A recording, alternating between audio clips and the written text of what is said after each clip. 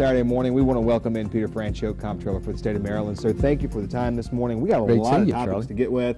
You know, Megan asked if you could stay for the whole show. Now, you were walking toward the door when you said yes, so we're going to get it on. Yeah, that was a little more than I was bargained for, but it's great to be here and love to talk to your audience. They're a great group. And we got a great message today about the sales tax-free week coming up, and this is great for moms and dads, especially come school time. Right. Tomorrow starts tax-free shop week for Maryland, and anybody that buys clothing or footwear, it's, you know, obviously shirts, pants, undershirts, anything that the kids wear or you wear, as long as the item costs less than $100, you can buy an unlimited number of those items and avoid the 6% sales tax. This is good. I mean, obviously it adds up, and a little bit of money goes a long way these days. And think about it, what's going on right now economically with so many people, they do everything they can to save as much money everywhere they can. This is a great break for them right now. Well, and it's Maryland saying to its citizens, we recognize what's going on. We know people are hammered out there, so we're going to give them a little bit of a break. It helps businesses.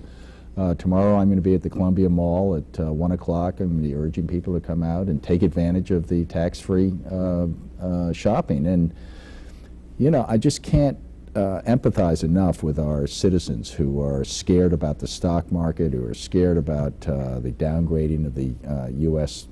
debt. Sure. And, you know, a lot of these things are really bad news and scary for people. Well, here's a little bit of good news. Go out and save some money. And it's some great news right now. As we're getting ready for the school season, moms and dads getting out there, getting those supplies for kids. But in one area, county schools, Baltimore County Schools specifically, there's something there, a challenge you're wanting that school district to start thinking about, making things a little more comfortable for kids in the classroom, because we've had some record heat. Absolutely, and almost every classroom in the state is air conditioned. But for some reason in Baltimore County, 54% of all the classrooms that kids are taught in are not air conditioned.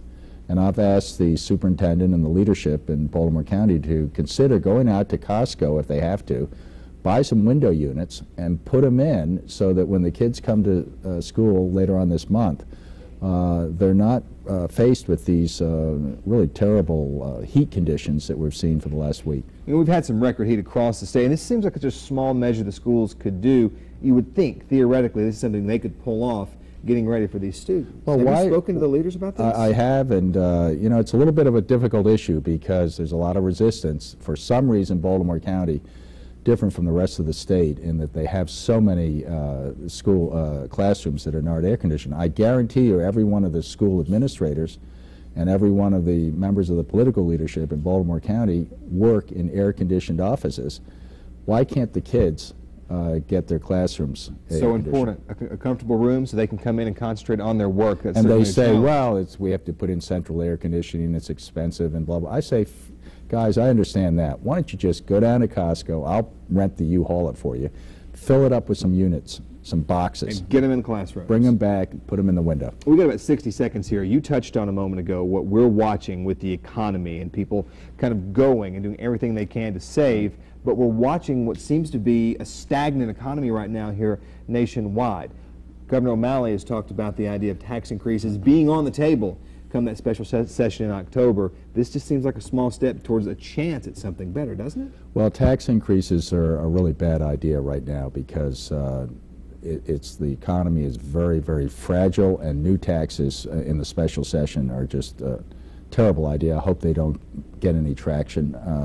We have a problem with jobs in Maryland. We're dead last in the country as far as job creation. We need to change our relationship with the private sector, and we need to stop raising taxes, and we need to get back to the basics of creating jobs. You touched on that real quickly. The July jobs report came out, and Maryland ranked last with Kansas in terms of percentage of growth. That has got to be, it's disappointing. That was a shock. I didn't realize the reaction to that. I mean, Texas I was like, is sitting here so high. Maryland ties with Kansas. That had to have been a shock. Yeah, no, and it's because we're fascinated with government stimulus money and all the stuff coming out of Washington. Well, that now is going to change, number one. And number two, we've forgotten about the private sector.